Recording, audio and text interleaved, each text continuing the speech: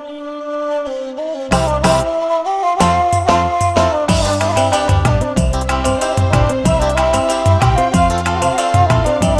assalamualaikum warahmatullahi wabarakatuh. Kawan-kawan sadonyo balik dia ke beritawa mungkin adalah sahabat lamonyo nak do update tentang beritawa. Kali ko tentang virus corona. Nah, di situ ada Afdal Supua. Nah, jadi Afdal ko kini kerja di salah satu puskesmas yang ada di Tanah Datar. Nah, kemudian Afdal ko adalah lulusan dari kesehatan lingkungan. Nah, kesehatan lingkungan. Jadi, paham menurut Afdal tentang corona. Apa sih corona itu? Corona itu kita balik sampai membooming bana dan sampai membuat orang banyak mati dan hal-hal segala lainnya lah. Ya, oke. Bismillahirrahmanirrahim. Assalamualaikum warahmatullahi wabarakatuh. Waalaikumsalam warahmatullahi Selamat siang, sada Minang sadonyo. Baik, pertama kenalkan awak Afdal ZA atau biasa dipanggil Afdal. Awak tamatan Poltekkes Kemenkes R Padang. Jadi, awak seorang tenaga kesehatan disiplin ilmu kesehatan lingkungan. Oke. Saat kini dinas di Puskesmas Limokam 1. Oke, menyambung tadi pertanyaan Dah Fajar mengenai apa sih yang dinamakan dengan corona. Bahwa kok banyak kematian, bahwa kok mendunia, bahwa banyak membuat masyarakat panik. Ya. Jadi mereka Dah Fajar, yang dinamakan dengan corona itu, corona suatu penyakit yang berasal dari negara Cina, yang mana yang perlu diketahui oleh masyarakat, penyakit corona itu tidak semematikan penyakit SARS dan penyakit MERS. Akan lebih parah SARS pada corona. Ya, kan, tetapi penularan itu lebih cepat. Oke. Dek karena corona itu sifatnya itu manusia dengan manusia. Nah, itulah makanya corona itu lebih cepat penularannya. Itu satu. Yang kedua, kenapa corona itu disebut dengan penyakit mematikan? Ya karena langsung menyerang sistem saluran pernapasan manusia. Jadi ciri atau gejala dari corona yang pertama itu batuknya itu tidak berdahak dong, batuk kering. Yang kedua intinya itu demam itu atau suhu tubuh itu berada di atas 38 derajat Celcius. Jadi penularan itu lebih cepat karena manusia dengan manusia bisa melalui jabat tangan, bisa melalui dinamakan dengan efek droplet, atau ketika seorang itu bersin maka itu disuruh jaga jarak jauh jarak bersinnya itu sekitar 3 meter lah, kurang dari 3 meter itu bisa menyebabkan virus itu tertular. Tapi itu kembali tadi tergantung daya imun manusia itu tersebut. Jadi begitu Dah Fajar. Nah, jadi kan kalau untuk data di Sumatera Barat kini lah, data ODP itu PDP itu gitu, dan positif itu lah otomatis orang tuh terkena virus corona gitu. Nah, perkembangan di Sumatera Barat kini. Ya, jadi kalau perkembangan untuk wilayah Sumatera Barat, setiap hari ODP itu meningkat. Karena ODP yang dimaksud dengan ODP itu orang dalam pantauan. Misalnya, taruhlah namanya si Fulan gue baru pulang dari daerah yang terjangkit virus corona. Tahu bilang Jakarta misalnya, dari Lampung misalnya, pulang kampung. Berarti otomatisnya berasal dari daerah yang terjangkit. Itu dinamakan dengan ODP. Meskipun tidak ada gejala. Yang makan dengan ODP, orang dalam pantauan selama 14 hari. Kalau PDP itu nyolah menimbulkan gejala. Menimbulkan gejala, misalnya baru pulang, kemudian datang ke puskesmas, cek, tahu-tahunya ada keluhan. Kemudian baru dirujuk ke rumah sakit yang menampung pasien-pasien corona. Kemudian di situ beko barunya dirawat. Setelah keluar hasil barulah positif negatif. Nah, untuk Sumatera Barat sendiri khususnya Tanah Datar lah, atau Sumbar lah dulu. Kalau Sumbar kini baru orang ODP, baru orang PDP, dan baru orang positif gitu. Terakhir petangku tahu sekitar 7 orang positif gitu. Iya. Jadi kalau untuk Sumbar, cek data terakhir ya. Data terakhir yang PDP gue lah lebih 1000. Berarti orang tahu aja belang. Tahu lebih dia belang lebih 1000. Ada asal belang Tanya kami dari kampung. Jadi yang lah di Parisu sekitar 23, yang positif 7, meninggal seorang. Meninggal seorang. Meninggal seorang itu yang perdana di Sumatera Barat. Kalau khusus untuk Tanah Datar gue cukup banyak PDP-nya. bara jumlah pastinya lupa batang. Kalau nggak salah sekitar 200 sekian tanah datar. Dan yang positif positif C. C. Dan terakhir ada informasi alhamdulillah lah dalam proses pemulihan. Berarti artinya yang pertama sistem imunnya itu memang kuat. Yang kedua orangnya itu emang tidak panik barangkali. Ya. Panik sih panik, cuman pandai menyikapi ketikanya lah jatuh divonis sebagai seorang yang positif terkena corona. Dan terakhir pun kami batang di Puskesmas Fajar, kami bersama tim turun ke tempat masyarakat yang kontak erat dengan pasien yang positif. Oke. Sebanyak 41 orang. Cuman ya seperti yang ketahui alat pelindungan diri dari kesehatan tuh tidak memadai. Nah, itu. Sehingga baru kami jalan 6 balik, kurang ke 6 balik kau nak pingsan seorang. Karena angin pakai mantel gua. Akhirnya di stop. Dan insyaallah dilanjutkan tadi, kemudian besok. Oke. Berarti pemerintah dari Kabupaten Tanah Datar kurang untuk melengkapi istilahnya ATK lah kalau di Barat Ketua gitu. Ya. Jadi alat-alat untuk kurang kocek turun lapangan, masa pakai mantel gitu. Apakah hari hujan kan indah gitu. Jadi untuk pemerintah mungkin ada lah dari pemerintah daerah khususnya Kabupaten Tanah Datar, cobalah untuk kawan-kawan yang turun ke lapangan tentu teka Afdal tolong dilengkapi lah gitu. Teka bajunya, serawannya dan itu pun kan Allah mendunia gitu. Sedangkan di Itali pun sekitar 1.500 itu mati 3 hari gitu. Ya, betul. Nah, jadi kalau untuk mengantisipasi. Nah, setahu kalau corona aku kanainya ke balita sama usia lanjut. Ya. Nah, usia lanjut dalam artianku mungkin banyak komplikasi-komplikasi yang penyakit yang dialaminya, contohnya kayak jantung dan bla bla segala macamnya gitu. Itu ada punya untuk mengantisipasinya. Jadi untuk mengantisipasinya kalau kami mengambil kebijakan dari Puskesmas Fajar, dan itulah kami sosialisasikan ke masyarakat bahwasanya yang pertama ibu hamil atau balita termasuk lansia yang memiliki keluhan yang tidak terlalu baik lah, sakit kepala, sakit sakit pinggang atau mangala, jangan datang ke Puskesmas dulu. Sebab di Puskesmas itu sangat berisiko untuk menularkan. Itu satu. Kalau upaya-upaya yang bisa kita lakukan itu yang pertama, yang paling penting sekali itu jangan panik. Yang perlu masyarakat ketahui bahwasanya corona itu bukanlah suatu penyakit aib dan bukanlah suatu penyakit yang tidak bisa disembuhkan. Bahwa gua kecil bukan penyakit aib ya, karena gua kasus pengalaman di Puskesmas ya dapatnya. Ada masyarakat gua atau perantau lah pulang dari daerah terjangkit dijatuhkan status sebagai PDP, pasien dalam pantauan. Berang. Nah nioro datang ke Puskesmas dan jangan dicek den.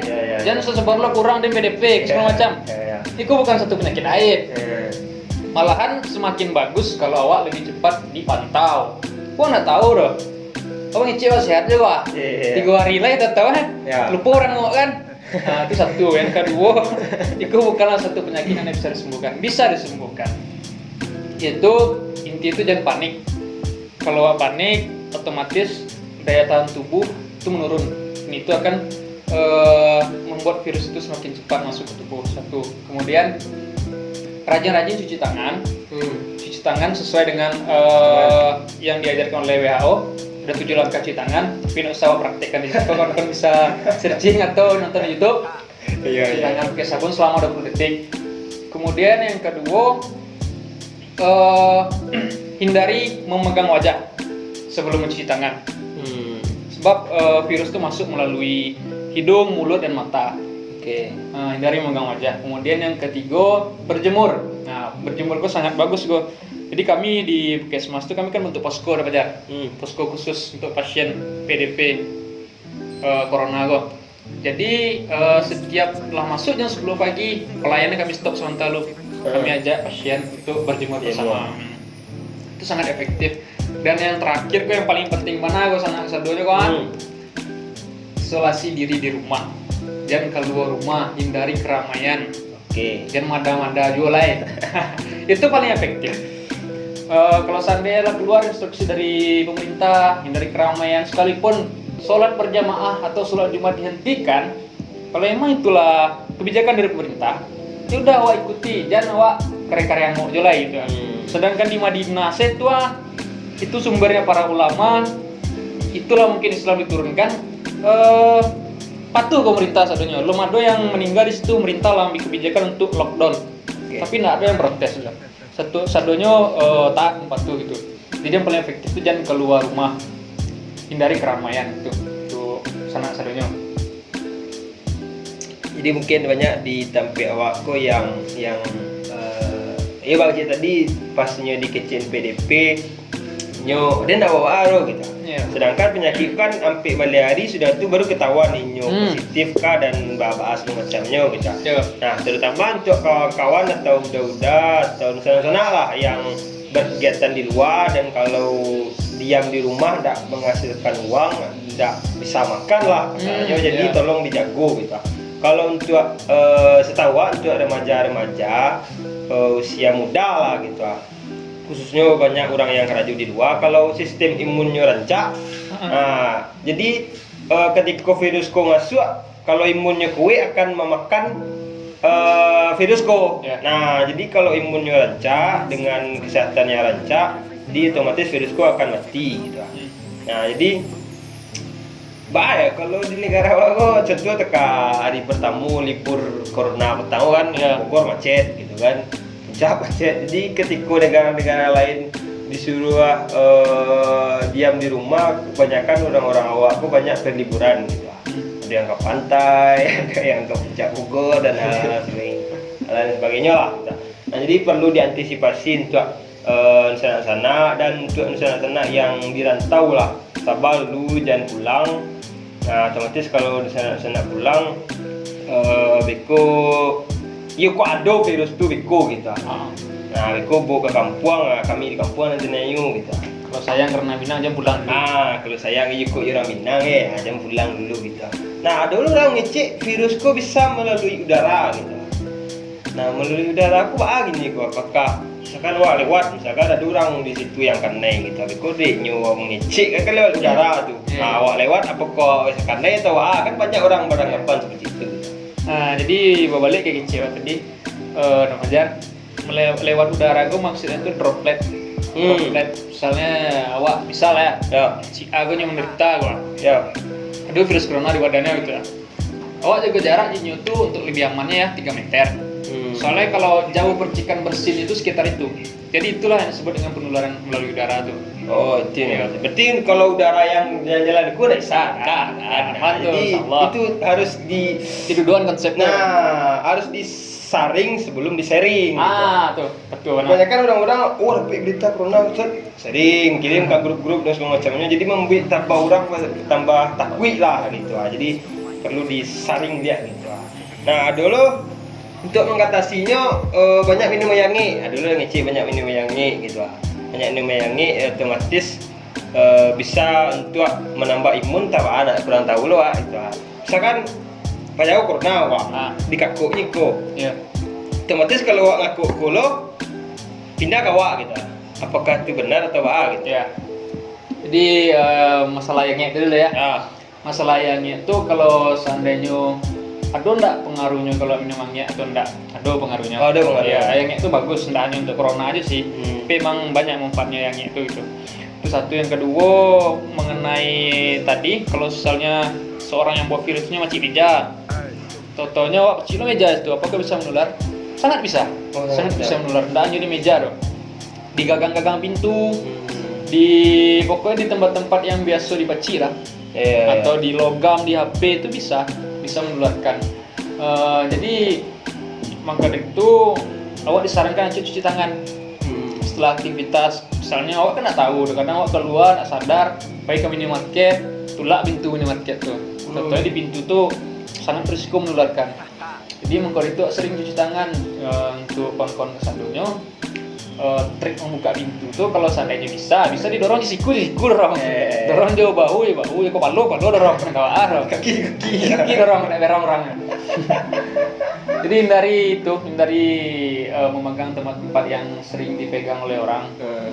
Meja, gagang pintu, misalnya pintu kulkas, kalau menggalih itu sangat berisiko. melakukan penularan. Nah, dulu ngecek virus kok akan hidup ketika ditumpangi ke makhluk hidup. Nah, kalau ditumpangi ke makhluk hidup, maka virus kok akan berkembang. Contoh tadi misalkan di gagam itu dan bla bla segala macam sampai tampe itulah meja dan hal lain sebagainya. Ketika tampe ko disinari matahari, dulu yang ngecek virusku akan mati gitu, mati dengan sendirinya. Soalnya tidak ada orang yang atau makhluk hidup yang ditumpanginya gitu. Apakah itu benar atau apa gitu? Ya itu benar. Jadi virusku rentan gitu terhadap panas. Termasuklah mau dewa berjemur tadi kan tujuannya membunuh virus. Ya. Jadi kalau awak yang tenaga kesehatan pulang kerja itu langsung mandi masuk ke rumah doh. Mandi rendam pakaian sadonya rendam jauh deterjen. Itu aja semua tuh, itu mematikan kuman, mematikan corona. Nggak hanya di panas doh, karena deterjen mati doh. Karena sabun pun mati. Maka dari itu ini kan banyak loh orang yang bekerja beli antis, beli sanitizer. Kadang ada yang menjual yang alun diuji di lab, lalu dijual dengan harga tinggi.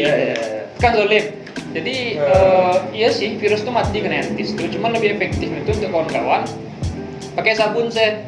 Kalau pakai antis, sampai kali ya pakai antis tuh, itu harus dicuci dengan air mengalir lihat sebab kuman yang mati itu lengket. Itu. Jadi virus tuh rentan ya, corona tuh bisa dibunuh melalui cuci tangan lah yang paling efektifnya. Jadi untuk kawan-kawan nggak salah beli antis dulu, cuci tangan, beli sabun salah. Kalau sadonya beli antis tuh untuk tenaga kesehatan lah. Ya, betul ya? Ya.